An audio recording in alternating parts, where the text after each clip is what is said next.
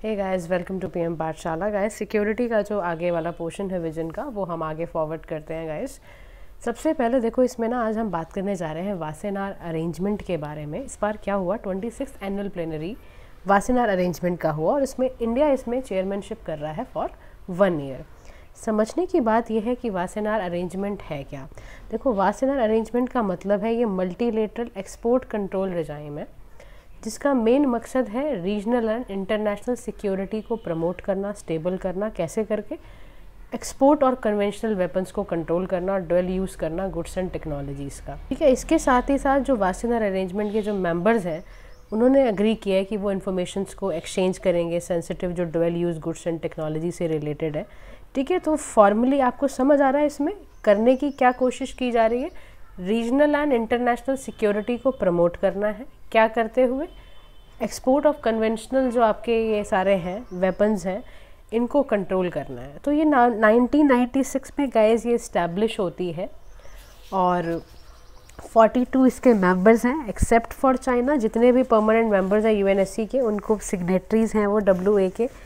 और Wassenaar arrangement में guys basically ना they agree to exchange information on sensitive dual use goods या technology है इस पे, या रिपोर्ट करना ऐसे ट्रांसफ़र पर, या डिनाइल करना जो नॉन पार्टिसिपेंट है उनको ऐसे आइटम्स नहीं देना।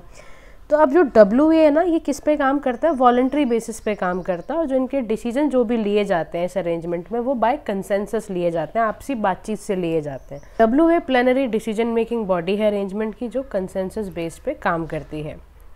इसी के साथ साथ गाइज यहाँ पर एक ना MECR के बारे में लिखा हुआ है, थोड़ा सा समझ लो होता क्या है। मल्टीलेटरल एक्सपोर्ट कंट्रोल रिजाइम है, इसके 3 मेजर हैं और ये ना वासेनार अरेंजमेंट के अलावा एक ऐसी चीज़ है जो कंट्रोल करती है एक्सपोर्ट। ठीक है, NSG जैसे कि इसके अंदर आता है, जिसका काम क्या होता है? प्रोलिफरेशन ऑफ न्यूक्लियर वेपन्स को प्रिवेंट करना, कि उसके मार्केट में ज़्यादा export nuclear material and technology का कंट्रोल लगाना बहुत ज़रूरी है। याद रखना, NSG में India is not a member, इसके खाली 4 मेंबर हैं। तो कभी कभी प्रीलिम्स बेस्ड क्वेश्चन में आपका आ सकता है भी NSG में क्या इंडिया मेंबर है, और अगर आपने हाँ कर दिया तो फिर आप गए। तो guys, be very clear whenever you are doing any question और you are reading something like that, थोड़ा सा फोकस होके करना बहुत ज़रूरी है। अगर आपका एक बार फोकस गया तो आपको पता ही है ना, सावधानी हटी और दुर्घटना घटी। तो हमें बहुत ही फोकस्ड होके करना है। इसके साथ ही साथ MECR में एक MTCR है, that is missile technology control regime है। इसका मेन मकसद क्या होता है? बैलिस्टिक मिसाइल के स्प्रेड को लिमिट करना, या दूसरे जो भी अनमैन्ड डिलीवरी सिस्टम है उनको लिमिट करना, जो कि केमिकल या न्यूक्लियर अटैक्स में काम आ सकते हैं। 35 मेंबर्स हैं इसके। MTCR का ध्यान रखना, इंडिया भी इसका मेंबर है गाइस। ठीक है, तो NSG का मेंबर नहीं था, लेकिन MTCR का इंडिया मेंबर है। उसके बाद ऑस्ट्रेलिया ग्रुप है। देखो, ऑस्ट्रेलिया ग्रुप भी एक तरीके का क्या कोशिश करता है कि जितने भी केमिकल एंड बायोलॉजिकल वेपन्स हैं उनका स्प्रेड मार्केट में कम हो जाए, उसको प्रिवेंशन के लिए, उसके एक्सपोर्ट को कंट्रोल करने के लिए ही बनाया जाता है। इसके 43 मेंबर्स हैं और इंडिया भी इसका एक मेंबर है। इसके अलावा इंडियन वासेनार अरेंजमेंट के बारे में जानोगे तो इंडिया ने वासेनार अरेंजमेंट को ज्वाइन किया था as its 42nd participating state in 2017। Significant जो मेंबरशिप का है WA का फॉर इंडिया, तो Wassenaar arrangement will facilitate high technologies types करेंगे इंडियन इंडस्ट्रीज़ के साथ ये, ताकि हाईटेक आइटम्स का एक्सेस हो पाए इंडिया के डिफेंस और स्पेस प्रोग्राम में। इंडिया एक रिस्पॉन्सिबल एक्सपोर्टर भी है dual use goods and technology का, तो ये भी आपको ध्यान रखना है कि इंडिया अपने डिफेंस इंडस्ट्री को बूस्ट करने के लिए और स्ट्रेटेजिकली प्ले करने के लिए इस रीजन में कंट्रीब्यूट करता जा रहा है। इसी में हम न्यूज़ इन शॉर्ट्स भी थोड़ा देख लेते हैं। जैसे कि देखो, अग्निपथ स्कीम बहुत आपने सुना भी होगा।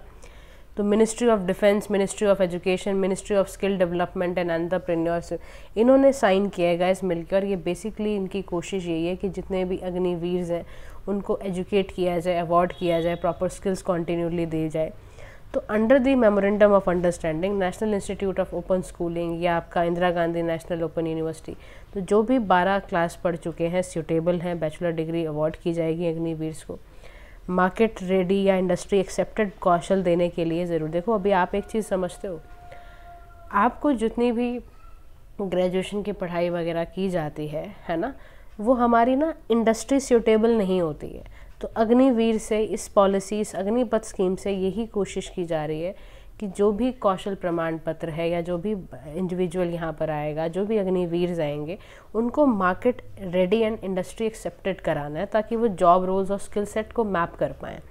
अग्निपथ स्कीम में गाइस क्या एक तरह का रिक्रूटमेंट स्कीम है इंडियन यूथ के लिए, जो कि इंडियन आर्म फोर्सेस को ज्वाइन करना चाहते हैं। वो सोल्जर जो कि स्कीम में जाएंगे उनको अग्निवीर कहा जाएगा। इसमें क्या होगा, रिक्रूटमेंट होगा। जो भी पर्सनल बिलो ऑफिसर्स होते हैं ना, आर्मी में, एयरफोर्स में, नेवी में, 4 साल के लिए 6 महीने की ट्रेनिंग दी जाएगी। इसमें से 45,000 से 50,000 सोल्जर्स होंगे। एज जो होगी उसमें एनुअली रिक्रूट करा जाएगा, वो 17.5 to 21 ईयर्स होनी चाहिए। 25% जो टोटल रिक्रूट्स हैं अलाउ किए जाएंगे टू कंटिन्यू फॉर अनदर 15% अंदर परमानेंट कमीशंस। 75% जो अग्निवीर होंगे उनको हटा दिया जाएगा, एग्जिट कर दिया जाएगा, या सेवानिधि पैकेज में उनको डाल दिया जाएगा, या प्रपोज जो भी आगे उनको बेनिफिट होंगे वो अब देखा जाएगा। तो लेकिन आप समझ लो, अगर यहाँ पे जिस बच्चे ने काम कर लिया तो वो फिर उसके अंदर डिसिप्लिन है। जितने भी आप समझते हो ना, जो एक ऐसी फील्ड है डिफेंस एक, जहाँ पर आप ना डिसिप्लिन, पंचुअल, ऑनेस्ट, एथिक्स में रहने वाले, स्किल सेट आपका इतना अच्छा हो जाएगा, फिर आपको कहीं भी जॉब करने की मिल जाना आसान हो जाएगा आपके लिए। नेक्स्ट का इन शॉर्ट जो न्यूज़ आई थी वो आई थी INS वगीर के बारे में। 5th स्कॉर्पियन क्लास सबमरीन है INS Vagir was commission to Indian Navy 2020 में लॉन्च की गई थी। इंडिया का 6th सबमरीन है जो कि इंडियन नेवी प्रोजेक्ट 75 में बिल्ड करा जा रहा है, ठीक है। इसको हम सैंड शार्क भी कहते हैं। और INS वगीर जो है ये स्ट्रेंथ एंड फेयरलेसनेस दिखाता है। इसमें मल्टीफेरस टाइप्स ऑफ मिशंस होंगे। क्या क्या करेगा ये, माइन लेनिंग करना, किसी जगह का सर्वेलेंस करना, किसी को इंटेलिजेंस गैदरिंग करना, एंटी सरफेस, एंटी सबमरीन, ये सारा काम इसका INS वगीर का होगा, ठीक है। इसके साथ साथ देखो प्रोजेक्ट 75 भी साइंड हुआ था 2005 में, जिसमें 6 सबमरीन्स बनाई गई थी स्कॉर्पियंस की, ठीक है। 4 ऑफ देम जैसे कलवरी है, खंडेरी है, करंज है, वेला है, इनको ऑलरेडी डिलीवर किया जा चुका है, नेवी एंड कमीशन करा गया है। INS वक्षीर थी जो कि लेट 2023 में आएगा, 2023 में आएगा। तो P75 ने सक्सीड करा है। P75 को 30 ईयर का सबमरीन बिल्डिंग प्लान है जो कि 2030 तक कंप्लीट हो जाएगा। उसमें कंस्ट्रक्शन की जाएंगी, बेटर स्पेन सेंसर और वेपन्स बनाए जाएंगे ताकि इंडिजीनियस डिज़ाइन और कंस्ट्रक्शन कैपेबिलिटी सबमरीन्स की बढ़ती चली जाए, ठीक है। इतना याद रखना। इसके अलावा आप चलते चलते देखो पृथ्वी 2 समझ लो। DRDO यानी कि defence research and development organisation ने एक सक्सेसफुल टेस्टिंग करी है, लॉन्च करा है एक बैलिस्टिक मिसाइल का। ध्यान रखो, ये चीज़ें आपको ध्यान रखनी है, ठीक है, कि बैलिस्टिक मिसाइल है पृथ्वी 2। इस मिसाइल में क्या होगा, लाइट प्रोपल्जन होगा, इंजन्स ट्विन इंजन्स होंगे, 350 किलोमीटर की रेंज को ये पूरा पार करेगा, 500 से 1,000 किलोग्राम ऑफ वॉरहेड्स को देखेगा। इसमें एडवांस एनर्जी नेविगेशन सिस्टम होगा। ये तो पृथ्वी ने डेवलप कैसे किया है, by DRDO। Under which programme, तो हमें याद रखना है, एक integrated guided missile development programme था, वहाँ से आया ये। दूसरे भी मिसाइल प्रोग्राम है जैसे कि अग्नि है, त्रिशूल है, आकाश है, नाग है, इनका भी आपको ध्यान रखना है। इसके अलावा हाइपरसोनिक टेक्नोलॉजी डेमोन्स्ट्रेटर व्हीकल के बारे में दिया हुआ है। इसको स्क्रैमजेट इंजन पावर करने के लिए किया जाता है, क्रिटिकल बिल्डिंग ब्लॉक है ये। तो जैसे स्क्रीमजेट इंजन होता है ना, उसमें सुपरसोनिक कंबशन रैमजेट होता है, वो हाइपरसोनिक स्पीड के लिए ऑपरेट किया जाता है। ऐसे ही आपका रैमजेट इंजन भी, scramjet uses atmospheric air for oxidiser compressor, तो यही सब इसमें यूज़ होगा। एक्सरसाइजेस प्लीज़ ध्यान से कर लेना, एक्सरसाइजेस बहुत पूछी जाती हैं, तो प्लीज़ याद रखना कि जैसे वीर गार्जियन 2023 है तो ये बायलेटरल एक्सरसाइज थी between home, between Indian air force and the Japan air self defence force. उसके बाद वरुणा क्या याद रखना, वरुणा एक बायलेटरल नेवल एक्सरसाइज है between India and France. Cyclone 1 जो है वो जॉइंट प्रोग्राम था आपका इंडियन आर्मी और इजिप्शियन आर्मी का।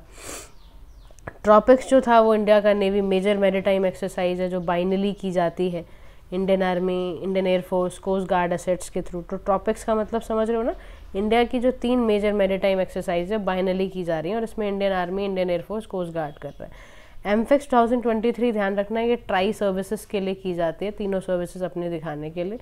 तरक्ष जो है वो काउंटर टेररिज्म एक्सरसाइज है इंडिया के NSG और US के स्पेशल ऑपरेशन फोर्स के बीच में। तोपची जो है वो इंडियन आर्मी के साथ साथ करा जाता है, एक्सरसाइज तोपची भी की जाती है, ये शोकेस करने के लिए कि हमारी इंडिजीनियस यानी हमारी लोकल डिफेंस कैपेबिलिटी कैसी है और हम कितना ज़्यादा अभी डिफेंस सेक्टर में सेल्फ रिलायंस अचीव कर चुके हैं, ये शो किया जाता है तोपची 2023 में।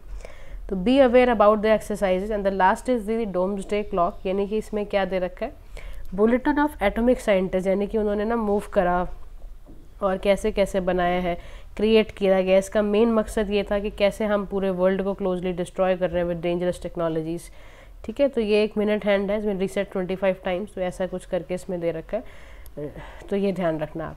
तो guys, this is about your security portion. Hope you like the video, and if you have any doubt please let us know on the comment box. For the environment section, we'll see you in the next video. Thank you so much.